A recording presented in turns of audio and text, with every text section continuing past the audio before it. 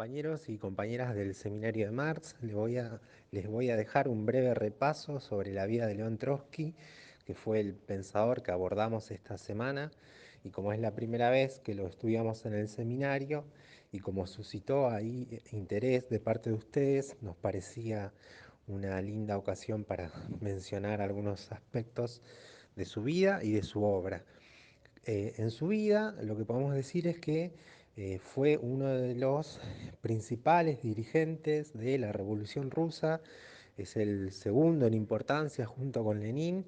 y ya desde chico Trotsky, al adherirse al marxismo a los 18 años e integrar las asociaciones obreras de Rusia, por ejemplo, a los 25 años ya fue presidente del Soviet de Petrogrado, fue la principal ciudad de Rusia, y que por su reconocimiento y la simpatía de los trabajadores lo eligieron para que ocupe ese cargo de primer nivel. Y después de eso, no los soviets en realidad fueron los consejos obreros, organizaciones obreras que tenían un poder, un doble poder se les llamó, porque por un lado existía el poder de las instituciones del Estado y por otro lado el poder que ellos lo aplicaban en la práctica, que esta es una organización que nace en Rusia por primera vez, pero se hizo mundialmente conocida por eso, por expresar el poder de los trabajadores. Bueno, Trotsky, después pasó por varias cárceles, exilios y diferentes infortunios o peripecias de su vida y retoma Rusia después de la Revolución de Febrero del 17, después de haber estado casi una década vagando, o sea, recorriendo distintas partes del mundo, retoma para ser nuevamente elegido en la dirección del partido, en la máxima dirección del partido bolchevique, y ocupa un cargo que es el de ministro de guerra dentro de la Revolución Rusa. Fue el que organizó de la nada el Ejército Rojo, que bueno, fue digamos la fuerza obrera que nació en la Revolución Rusa, que soportó la invasión de 14 ejércitos imperialistas. O sea, como que en realidad el rol que ocupó Trotsky de alguna forma fue eh, el que permitió que la Revolución Rusa siguiera, digamos, sosteniéndose en el poder a pesar de todas las presiones y las invasiones militares que ejercían los demás países sobre este país. También Trotsky, por ejemplo, formó parte de las negociaciones diplomáticas del gobierno ruso para establecer la paz con Alemania. Bueno, en realidad ocupó distintos cargos durante el gobierno revolucionario hasta que fue desterrado de su propio país por el gobierno que usurpó el poder de la revolución bolchevique, por el estalinismo. Trotsky en sus obras fue muy prolífico, abordó los temas más importantes del pensamiento político y social, escribió sobre filosofía, sobre arte, sobre cuestiones militares, sobre problemas contemporáneos, sobre medicina, sobre biología. Escribió de todo lo que se puede ocurrir, él escribió. Y tiene escritos muy importantes que forman parte así de las cosas más relevantes de la teoría revolucionaria, como es la famosa teoría de la revolución permanente, que en todo caso, en otra ocasión, nos vamos a, o vamos a tratar de decir algunas palabras sobre esa teoría, y también otras, como el programa de transición, que es el programa que constituye, por ejemplo, el programa político que da fundación a la Cuarta Internacional, que es el trabajo que, según las palabras del propio Trotsky, fue el más importante de su vida, incluso más importante que la Revolución Rusa, porque fue el intento de construir una organización internacional revolucionaria que emprenda la lucha contra el capitalismo y trate de darle el poder a los trabajadores. Un intento que, como sabemos todos, no se concretó, pero Trotsky fue el primero que puso en pie, digamos, esa organización. Bueno, seguramente quedaron muchísimos aspectos a destacar, pero como solamente queríamos hacer mención a algunas cuestiones, dejamos este audio para que conozcan algo de su vida.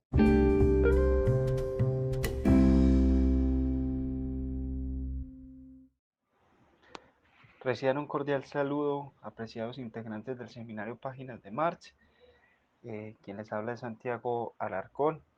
Bueno, luego de escuchar esta interesante presentación que nos hace Ricardo sobre la figura de León Trotsky, el revolucionario, el pensador marxista, procederé a elaborar el comentario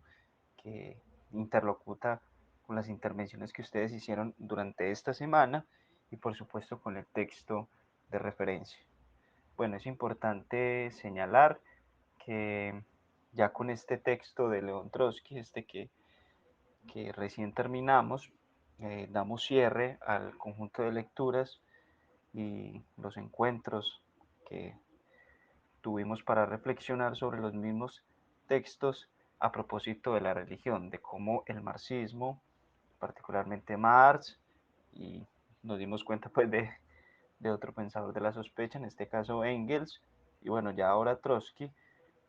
a propósito de lo que pensaban y de cómo de forma fragmentada, recuerde que no leímos un texto único, específico sobre la religión en Marx, sino que retomamos fragmentos, apartados, algunos textos eran un poco más completos, pero en su gran mayoría todos fueron fragmentos y fueron los que nos permitieron ir bordeando, ir acercándonos y reconstruyendo una especie de ideas integrales sobre el tema y el fenómeno religioso en el marxismo. Entonces, a continuación será importante no solamente referirnos al texto de Trotsky, perdón, sino como poderlo interlocutar, porque creo que el escrito lo permite, interlocutar y traer a colación algunos apartados, algunas reflexiones anteriores de otros textos del mismo Marx y Engels. El texto de Trotsky, por un lado, tiene una importancia tremenda en el sentido de que lo pone y lo escribe un pensador marxista, pero además un revolucionario, es decir, alguien que a partir de su acción práctica trató de traducir esas ideas marxistas a una acción concreta, es decir, ya no solamente en el escritorio, sino en la arena política. Entonces es interesante también porque de alguna manera toda esa crítica, todo ese cuestionamiento a la religión se puso en ejercicio en una experiencia política concreta, la Revolución Rusa que se desata en 1917 y que bueno, y que tiene a este referente, León Trotsky, como uno de sus insignes y ejecutores más prominentes. Entonces, esa experiencia revolucionaria también tiene ahí como unas enseñanzas importantes y algo de eso vemos en este texto. Bueno, para empezar sería como traer a colación algunas ideas fuerzas del texto y luego pasar a una especie de imbricación, digámoslo así, con algunas ideas que ustedes presentaron en estos días. Será interesante detenernos en esa idea que plantea Trotsky sobre la pretensión de suplantar el misticismo por el materialismo. Ahí él nos habla de que esa oposición a la religión no debe consistir en una especie de debate o disquisición intelectual, por ejemplo, sobre la existencia de Dios, sino en construir un materialismo a partir de la ampliación de la experiencia humana. Y podríamos decir, esa experiencia humana consiste en ampliar el rango de las vivencias concretas del ser humano con ese medio social. Ahí es donde entra la experiencia con la tecnología y eso en lo cual insiste tanto Trotsky en Rusia, que es el avance de la electricidad. Ellos dicen que esas experiencias concretas pueden tener una influencia psicológica en los trabajadores y en los campesinos particularmente, y empezar a tener una especie de comprensión o de asimilación y, digámoslo, de dominación de algunos aspectos de la naturaleza y por tanto romper o desprenderse del misticismo y la influencia, en este caso de la religión, que pretende explicar una serie de situaciones. Pero digamos lo que esa construcción de ese materialismo no solamente es esa ampliación de la experiencia, sino también del conocimiento y del intelecto, de ideas, de sentidos, de concepciones que entretejidos con la experiencia cotidiana, concreta, práctica, pues pueden constituir ese materialismo. Luego hay un planteo bien interesante de Trotsky que quisiera traerlo a colación y sobre todo por un comentario bastante interesante que nos trae uno de ustedes, Daniel Herrera particularmente, y es cuando Trotsky trae a colación la frase que es de hecho la frase con la cual comenzó el seminario de Páginas de Marx. Bueno, el texto en el cual está esa frase, que es en el texto de Introducción a la crítica a la filosofía del Estado del Derecho de Hegel de Marx, donde Marx dice que la premisa de toda crítica es la crítica a la religión, que para hacer una buena crítica es necesario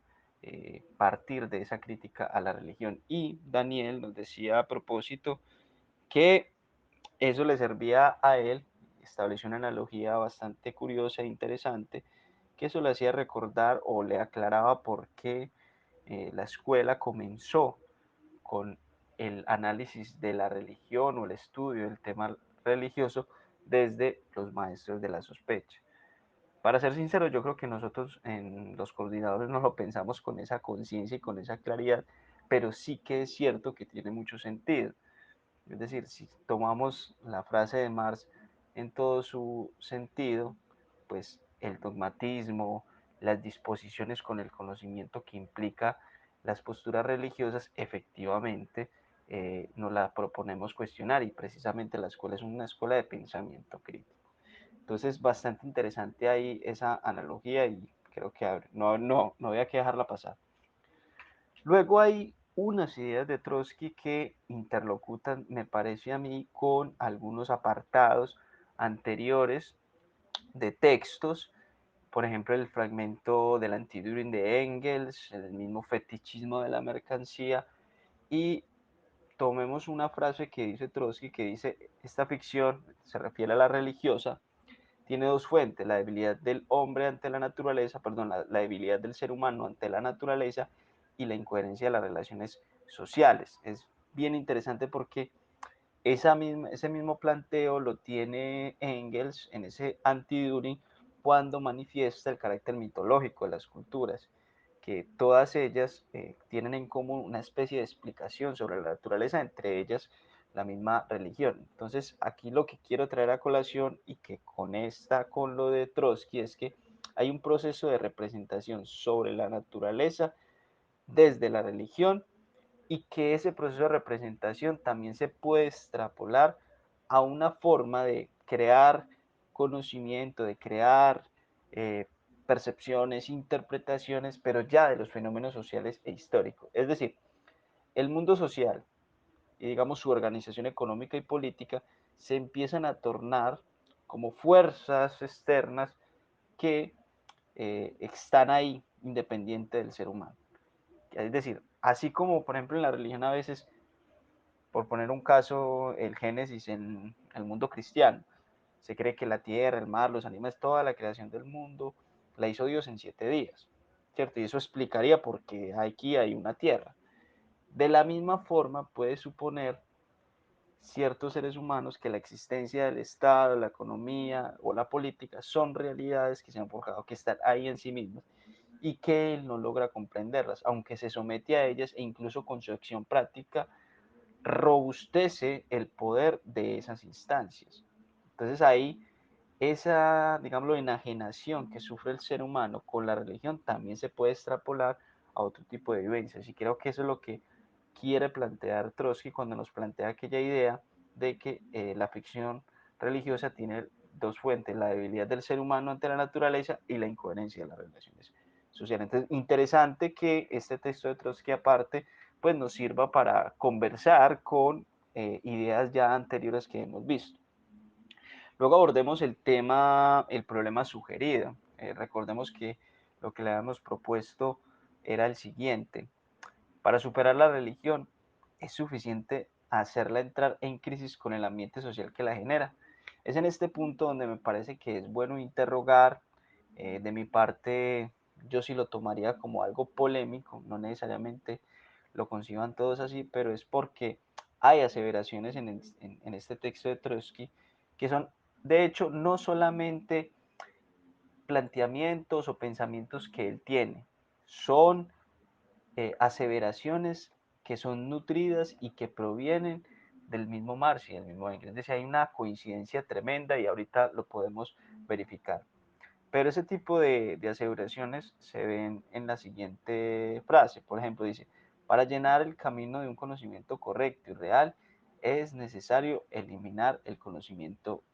irreal. Aquí es bueno plantearse la pregunta, ¿y qué significa eliminar el conocimiento irreal? ¿Y qué significa conquistar un conocimiento correcto? Si uno supone que se puede conquistar el conocimiento correcto, tiene que hablar de la contraparte que es el conocimiento incorrecto. Y el asunto es si eso, si se puede establecer una división tan estricta, en el sentido de que habría un momento, y parece insinuarlo Trotsky, me parece a mí, que llegará un momento en el cual ese conocimiento incorrecto, que por ejemplo podríamos ejemplificar en la religión, se haría innecesario, porque se va a lograr un conocimiento correcto, y en el conocimiento correcto podríamos alojar la ciencia y el avance de esos conocimientos. En este sentido, yo creo que es bueno interrogárselo, si necesariamente la conquista de la ciencia y de los avances técnicos harían innecesarios esos, comillas, errores que, por ejemplo, provienen de la religión y por tanto los destrozarían o los lograrían suprimir. Es decir, lo que quiero plantear en esto es si Trotsky está suponiendo con esto que en un momento futuro las falsas conciencias y las ideologías se podrían hacer inexistentes, ¿cierto? Y acá hay que, digámoslo, conectarlo con otras ideas del mismo Trotsky. Trotsky plantea lo siguiente: frecuentemente la lucha contra una religión determinada, contra la religión en general y contra todas las formas de mitología y supersticiones es exitosa solo cuando la ideología religiosa entra en conflicto con las necesidades de una determinada clase en un nuevo ambiente social. Acá hay un tipo de argumentación que, como les decía, es una que ya nos ha presentado Marx y Engels en textos anteriores, y es ratificar esa constitución social y material, valga decir, de clase que tiene la religión. Y se hace un hincapié en esa configuración meramente social. Y lo que yo me parece, lo que a mí me parece que se tiene que advertir es que no parece dar cuenta del fundamento subjetivo o histórico personal que tiene esa religión. Y esa ausencia en la mirada, que no sería solamente de Trotsky en mi opinión, sino también de los clásicos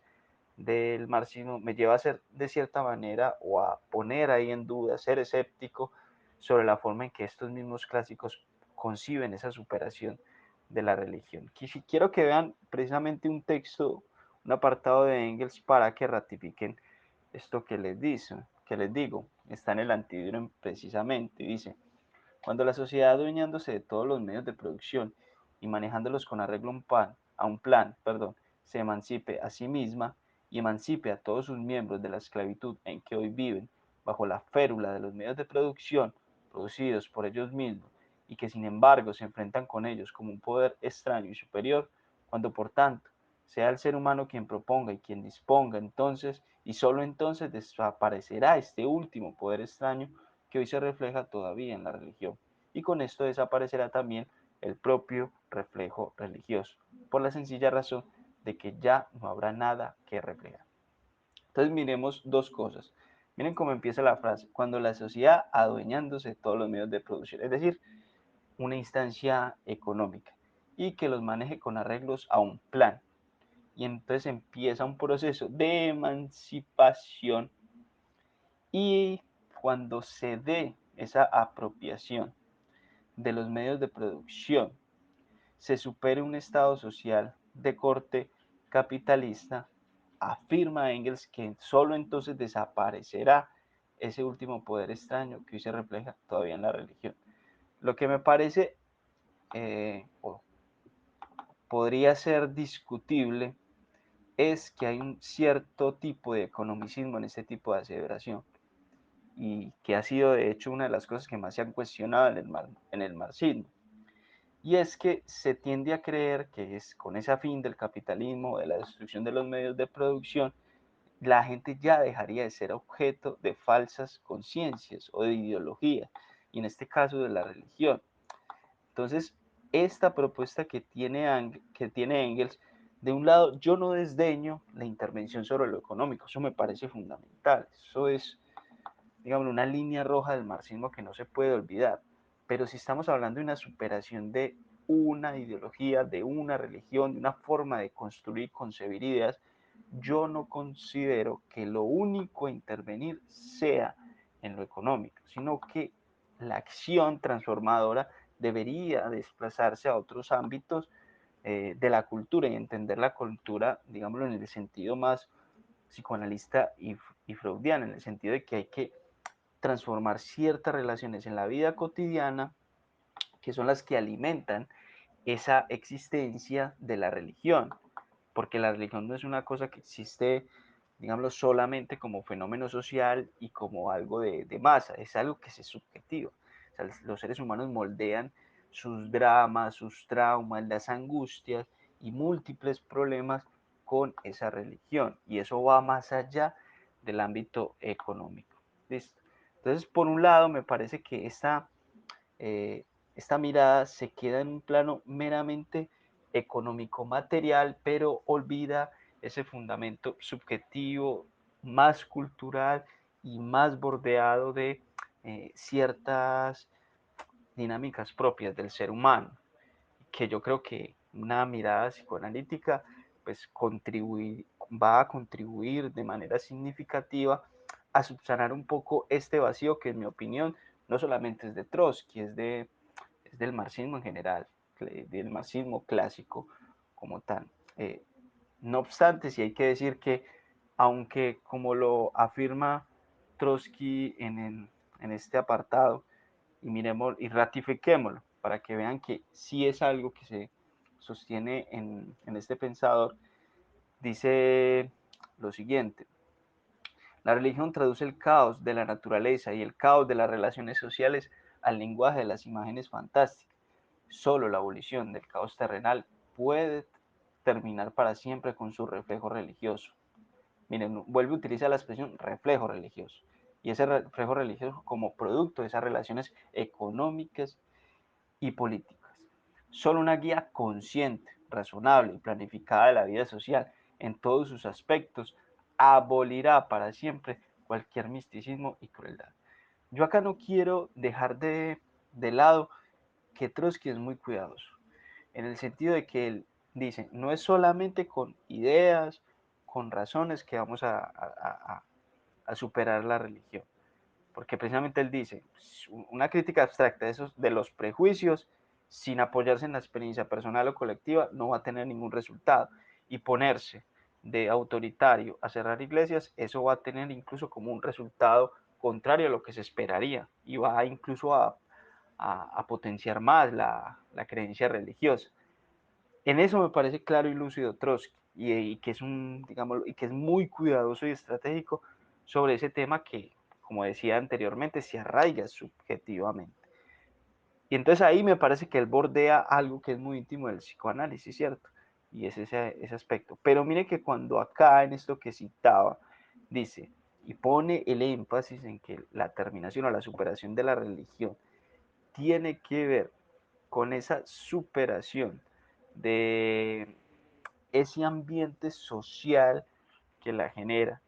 Y luego nos habla de que solo se derrotará, por ejemplo, los prejuicios religiosos en el campesinado cuando se introduzca la electricidad o la química en la agricultura. Él respalda o refrenda lo que planteaba anteriormente y citaba con Engels. Si sigue quedando en un plano económico material y no le da la suficiente fuerza y protagonismo a esa instancia, como decía, cultural y subjetiva, que yo creo que tiene que estar presente con más fuerza. Entonces, por ahí quería dejar esos aspectos del texto que me parecen que sí eh, merecen pues como cierta atención, y luego ustedes en los comentarios que hicieron también los pusieron muy presentes. Yo quiero pues en particular, y ya que estamos dando cierre a los textos sobre la religión en esta ocasión, un agradecimiento muy especial a muchas de las personas que nos siguieron. Yo sé que hoy no intervinieron todas las que han sido muy activas en otras sesiones, pero bueno, no quería dejar de decirle a Nora, a Fabio, a Carlos Martínez, a Germán, a Patricia, a Alfredo Cancino, a Daniel Herrera, a Javier Fonseca, a Pablo Malpica, que es muy aleccionador. Uno se siente muy gratificado cuando escucha esas intervenciones de ustedes, y hoy pues se refrendó pues con lo que nos aportaron. Ya para ir terminando, no quería dejar de plantear en esos comentarios que ustedes hicieron. eh, por ejemplo, Patricia nos recordó que era necesaria una mirada crítica sobre esa suposición de Trotsky de que el aspecto meramente material no es suficiente para explicar la existencia de la religión, un poco como lo he venido planteando. De ahí pues tomé también mucho esa idea. Me parece interesante también como Javier nos recuerda que Trotsky le da un lugar a la razón como medio político, es decir, entre más se conquista conocimiento, más elementos hay eh, para, digámoslo en este caso, un logro de emancipación y de transformación social. Con lo de Pablo me pareció interesantísimo que nos recuerde que de todas maneras la ciencia no es algo neutral, pero precisamente si la ciencia no es algo neutral, sería conveniente preguntarle a Trotsky por qué es tan optimista respecto a la adquisición de conocimiento técnico y científico para la superación de la religión, porque es que ese conocimiento técnico y científico se puede poner al servicio de los fines más oprobiosos, más negativos, dañinos, perjudiciales para la propia humanidad. Pues por poner un ejemplo muy simple, detrás de una bomba atómica hubo mucho conocimiento, y eso qué consecuencias trae. Entonces no necesariamente siempre el conocimiento es liberador, ¿cierto? De otro lado, yo creo que esa reflexión de Trotsky con, la, con las ideas y su conexión con la tecnología, yo creo que falta algo, y falta es precisar no solamente que para la superación de la religión o de cosas incorrectas es necesario ese conocimiento racional, técnico, científico, sino que es necesaria establecer la relación que establece el ser humano con el propio conocimiento. Es decir, el sujeto que, por ejemplo, va a acceder a un conocimiento científico, con qué preguntas, con qué intereses, con qué sentido los hace. Porque creo que eso es lo que va a determinar si ese conocimiento que adquirirá se podrá poner o podrá ser una potencia liberadora y emancipadora. No siempre el conocimiento es liberador per se. Y me parece que la postura en este caso de Trotsky da a entender eso, que la mera adquisición del conocimiento es suficiente. Entonces, creo que ahí es interrogar ese punto. Y bueno, ya para dar cierre, otro aspecto que me parece interesante y que conecta con el psicoanálisis, recordemos que